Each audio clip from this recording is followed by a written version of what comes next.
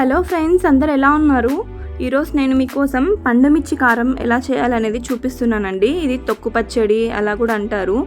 ఇంట్లో ఏం కూరగాయలు లేనప్పుడు ఏం చేసుకోవాలి అని ఆలోచించే వాళ్ళు ఇలా చేసేసుకోండి. సింపుల్గా ఈజీగా అయిపోతుంది. ఎవరికైనా హెల్త్ బాగాలేనప్పుడు కూడా ఏదన్నా నోరంతా చప్పపడిపోయి ఉంటుంది కదా, అలాంటప్పుడు కూడా ఇలాంటి కారం చేసుకుంటే మనకి తినడానికి బాగుంటుంది. నాలుకకు కొంచెం కారం కారంగా ఉంటుంది. దీనికోసము ఫస్ట్ మనం ఒక కడాయి పెట్టుకొని కొంచెం ఆయిల్ వేసుకొని కొంచెం జీలకర్ర యాడ్ చేసుకోవాలి. జీలకర్ర యాడ్ చేసుకున్న తర్వాత ఒక 3 నుండి 4 ఎర్రగడ్డలు మంచిగా కట్ చేసుకోవాలి చిన్నగా. మళ్ళీ ఎట్లా మిక్సీకి వేస్తాం కాబట్టి మరి అంత చిన్నగా కాకుండా ఒక మీడియం సైజులో కట్ చేసుకోండి. కట్ చేసుకున్న తర్వాత వెల్లుల్లి ఒక 10 అట్లా వెల్లుల్లి మంచిగా పొట్టు ఒలుచుకొని పెట్టుకోవాలి. ఇవన్నీ ఆయిల్లోకి వేసేసుకొని మగ్గించుకోవాలండి బాగా. ఇవి మగ్గే లోపల మనము ఒక 3 to 4 టొమాటోస్ తీసుకొని మంచిగా వాష్ చేసుకొని కట్ చేసుకోండి. కట్ చేసుకున్న ఈ టొమాటోస్ తర్వాత ఒక 15, నేనైతే 15 తీసుకున్నాను. కారం ఎక్కువ తినే వాళ్ళైతే ఒక 20 తీసుకోండి. పండుమిర్చి కూడా నీట్గా వాష్ చేసుకొని కట్ చేసుకొని ఇవన్నీ కూడా దాంట్లోకి యాడ్ చేసేసుకొని మంచిగా మగ్గించుకోవాలి ఆయిల్లో. ఇవి కొంచెం మగ్గు తెగిన పచ్చివాసన పోతుంది. అప్పుడు మనకి ఈ చట్నీ పండుమిర్చి కారం అనేది మంచిగా టేస్ట్ అనేది బాగుంటుంది. ఇవన్నీ కొంచెం మగ్గే లోపల మనము ఒక మూత పెట్టుకొని ఒక 5 minutes వదిలేస్తే మంచిగా మగ్గుతాయి. దీంట్లోకి మనము కొంచెం సాల్ట్ తర్వాత కొంచెం పసుపు యాడ్ చేసుకోండి. యాడ్ చేసుకొని మంచిగా మిక్స్ చేసేసుకోండి. ఇది చాలా బాగుంటుందండి. వేడివేడి అన్నంలోకి కొంచెం నెయ్యి వేసుకొని తినే వాళ్ళైతే చాలా ఎంజాయ్ చేస్తారు ఈ టేస్ట్ని. ఇవి మగ్గడానికి మనకు ఒక 5 to 10 minutes పడుతుంది. దానికోసం నేను ఒక ప్లేట్ మూసి పెట్టేశాను. ఒక 10 minutes తర్వాత చూద్దాం మనము ఎలా ఉంది అనేసి. చూసారా, 10 minutes తర్వాత నేను ఓపెన్ చేసి చూస్తే ఇవి మంచిగా మగ్గిపోయినాయి. టొమాటోస్ మనము ఇట్లా అంటే మెత్తగా అవ్వాలి, అవి కొంచెం బ్రేక్ అవ్వాలి. అప్పుడు ఇది మంచిగా మగ్గినట్టు. ఇలా అయిన తర్వాత దీన్ని మనము పక్కన పెట్టేసుకోవాలి. కొంచెం చల్లారిన తర్వాత మనం దీన్ని మిక్సీ చేసుకోవాలి.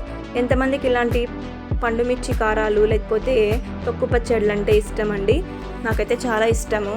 ఏం లేకపోయినా వైట్ రైస్లోకి ఇది వేసుకుని తినేస్తే చాలా బాగుంటుంది. ఇప్పుడు నేను దీన్ని మిక్సీ వేసుకుంటున్నాను. వేడిగా ఉన్నప్పుడు వేసుకోవద్దండి, ఇది కొంచెం చల్లారిన తర్వాతే వేసుకోవాలి. దీనికోసం నేను మిక్సీలోకి ఫస్ట్ పచ్చిమిర్చిని టొమాటో వేసేసుకొని ఫస్ట్ ఒక బ్లెండ్ చేసేసుకుంటాను. మెత్తగా చేసుకోకూడదు, ఇది కొంచెం కచ్చాపచ్చాగా ఉండాలి. ఆనియన్స్ లాస్ట్లో వేసుకుంటే మనకు మంచిగా ఉంటుంది, మధ్యలో తగులుతూ ఉంటాయి ఆనియన్స్ తినడానికి.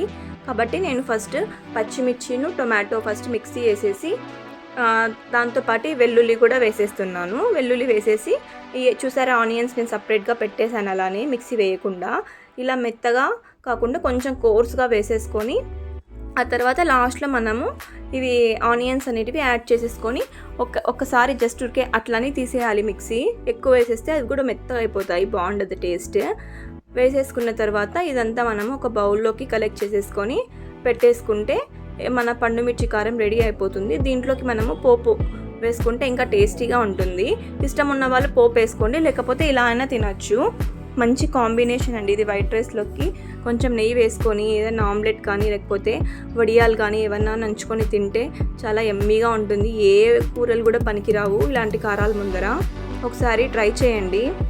ఇప్పుడు మనం చేసి పెట్టుకున్న పండుమిర్చి కారంలోకి పోపు వేసుకుంటున్నామండి. పోపు వేసుకోవడానికి ఫస్ట్ మనము కొంచెం ఆయిల్ వేసుకొని, ఆయిల్ హీట్ అవ్వాలి కొంచెము, మరి ఎక్కువ హీట్ అవ్వకూడదు, మళ్ళీ మాడిపోతుంది పోపు అంతా. కొంచెం లైట్గా హీట్ అవుతే చాలు. దీంట్లోకి నేను ఒక 3-4 స్పూన్స్ అట్లా ఆయిల్ వేసుకొని అది కొంచెం హీట్ అయిన తర్వాత ఆవాలు తర్వాత జీలకర్ర ఫస్ట్ యాడ్ చేసేసుకోవాలి. ఆవాలు జీలకర్ర యాడ్ చేసుకొని అవి కొంచెం చిట్పట్లాడాలి.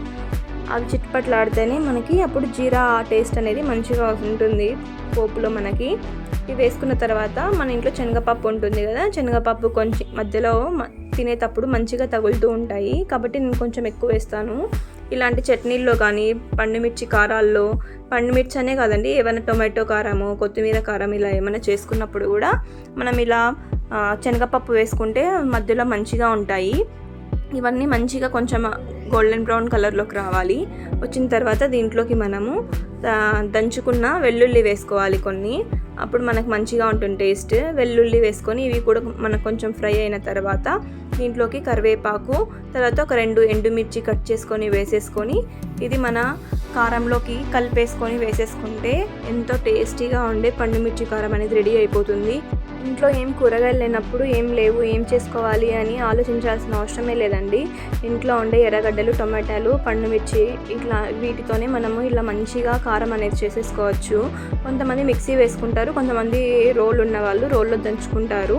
ఆ రోల్లో దంచుకుంటే ఇంకా టేస్టీగా ఉంటుందండి. ఇక్కడ మా ఇంట్లో రోల్ లేదు, అందుకే మేము మిక్సీనే వేసుకుంటాము. పల్లెటూర్లలో అట్లుండే వాళ్ళకైతే ఇంటింటికి రోల్ ఉంటుంది కదా, వాళ్ళైతే ఇంకా మంచిగా చేసేసుకోవచ్చు. ఇలా రెడీ అయిన పోపు అంతా తీసుకొని మనము మన పండుమిర్చి కారంలో యాడ్ చేసేసుకొని ఒకసారి మిక్స్ చేసేసుకుంటే మనకి ఎంతో టేస్టీగా ఉండే పండుమిర్చి కారం అనేది రెడీ అయిపోతుంది.